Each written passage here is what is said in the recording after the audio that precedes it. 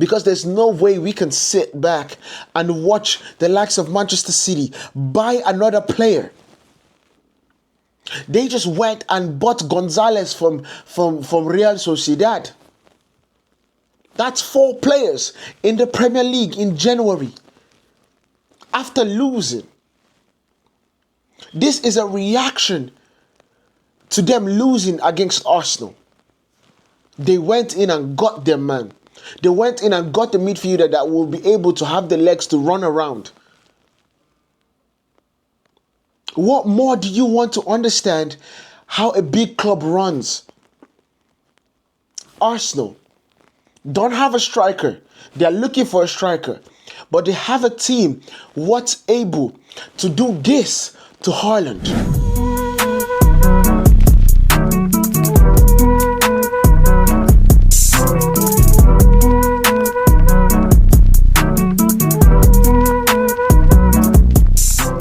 Welcome back to Pillar Sports, people. I am your host, Manny, and I'm here to give you the latest on the transfer window. Manchester United's January transfer is over.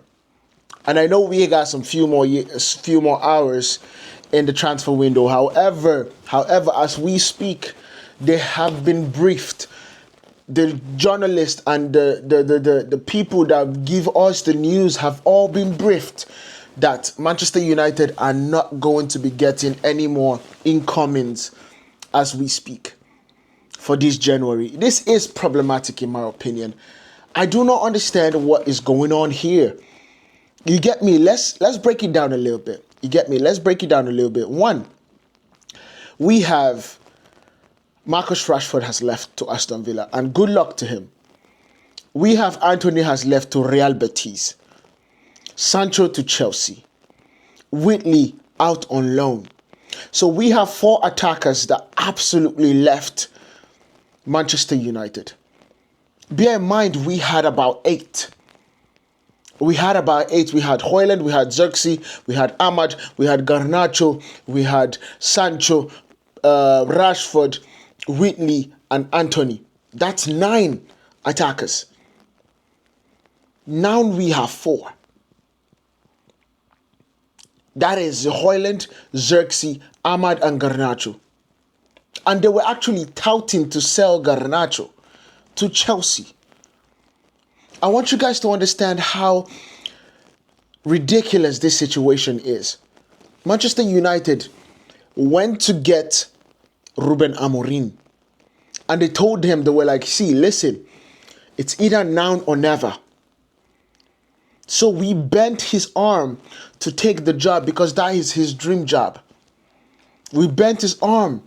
This is somebody that came into this club leaving a team that is fully built to play his style.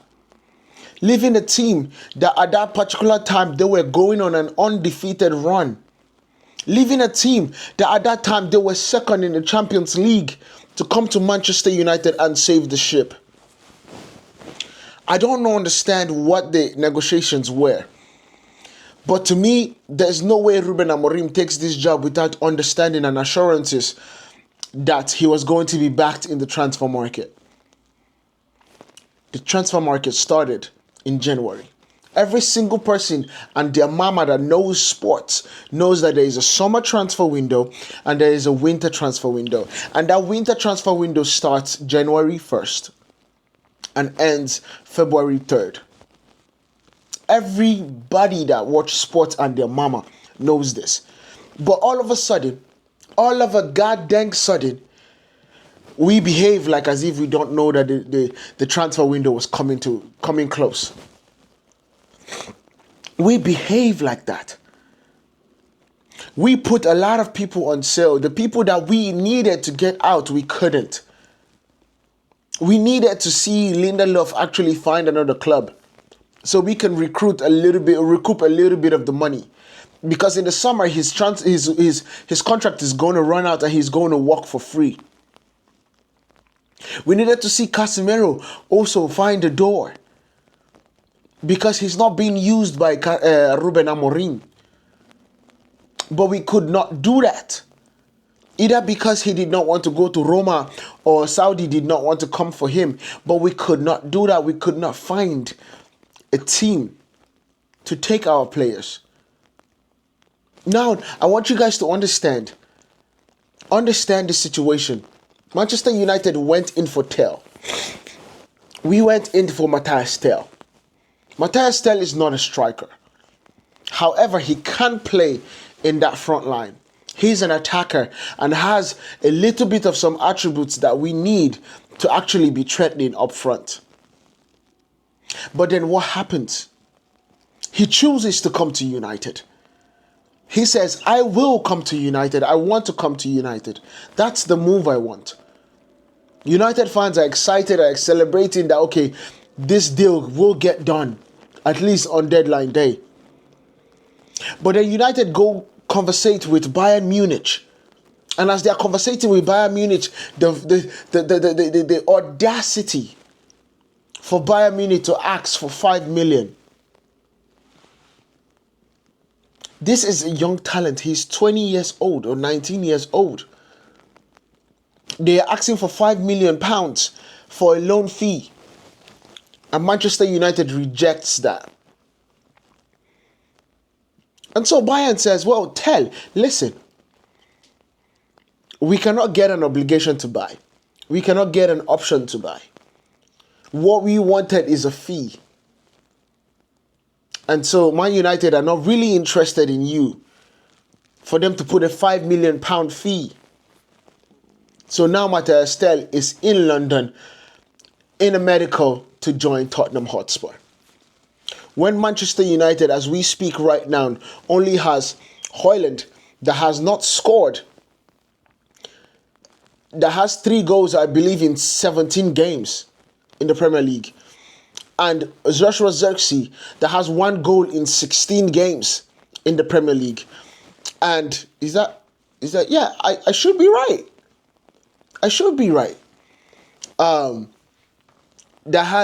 We have Ahmad. Yes, pretty good player. But are we expecting Ahmad to score 25 goals from the position he plays at wing back? From the position he plays as the double 10s? Is that what we expected?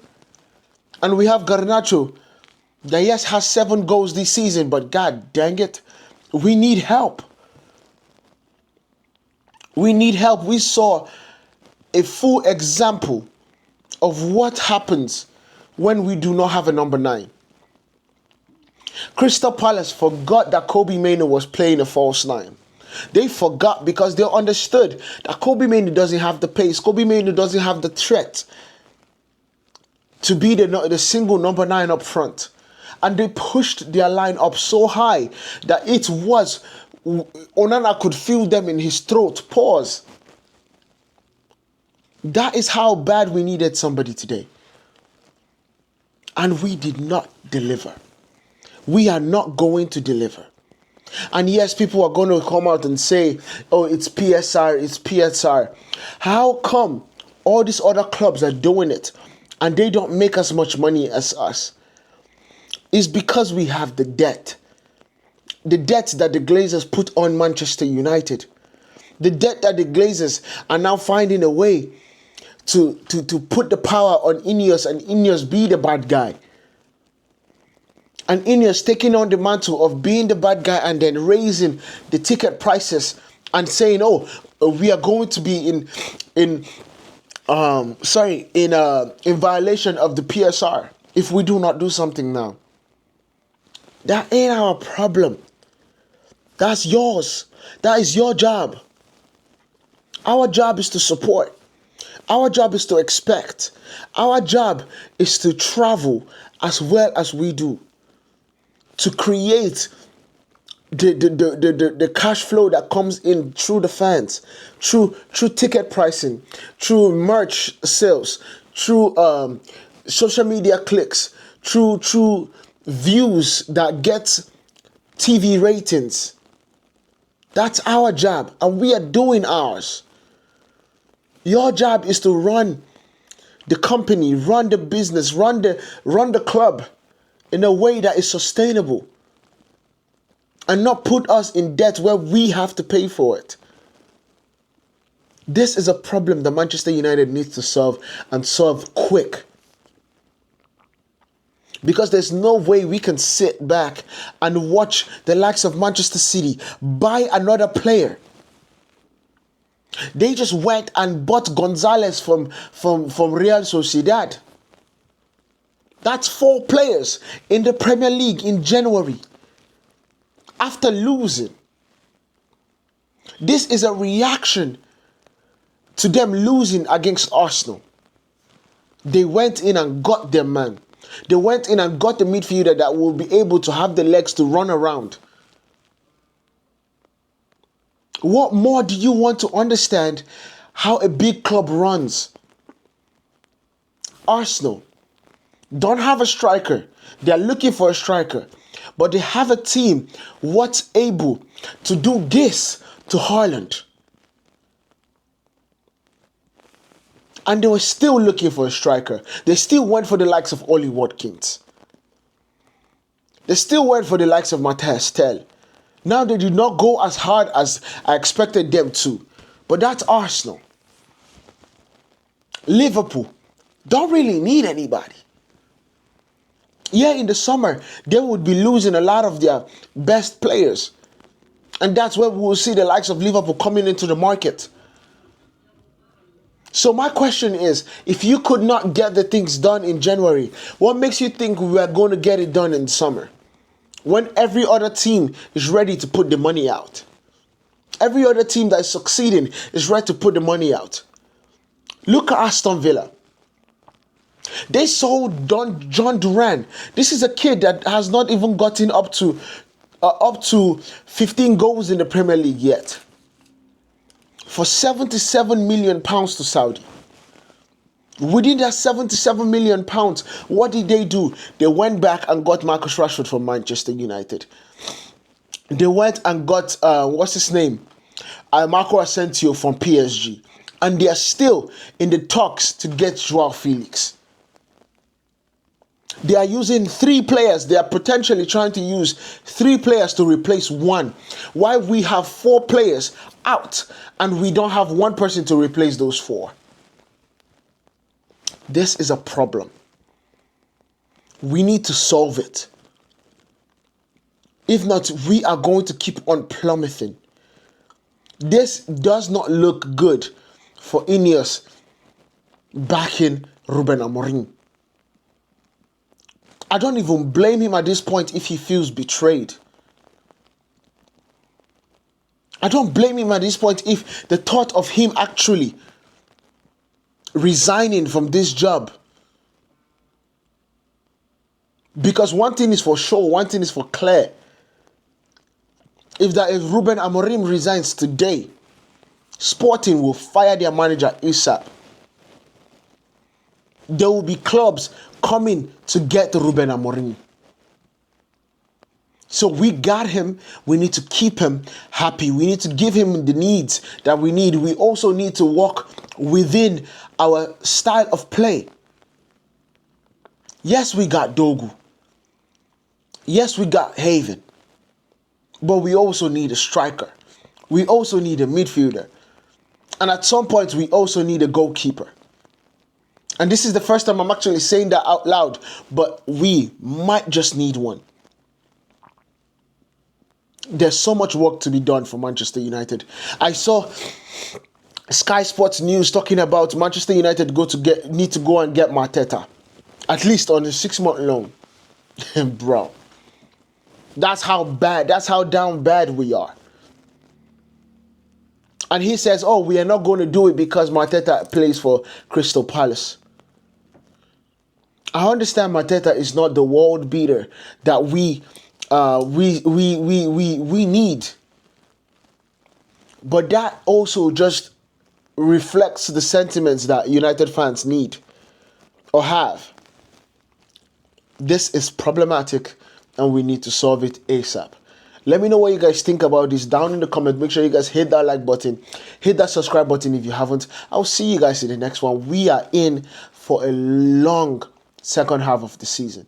For a long second half of the season. The only thing I can hope now is Ruben Amorim is able to galvanize these players to say, hey, listen, nobody is leaving until the end of the summer. So while you are still here, fight for your next payday. Fight for your next move. Fight for the right to stay and party with United. We still have the Europa League. We still have the FA Cup. Now, the Premier League is definitely something that we can still fight for, but not to win the title, but just to climb the league. This season already looks like the worst season that we would ever do. We were 8 under Erik ten Hag. We can be less than that. Ending this season with Ruben Amorim. Anyway, let me know what you guys think. Make sure you guys hit that subscribe button. Comment down below. I'll see you guys in the next one. Peace.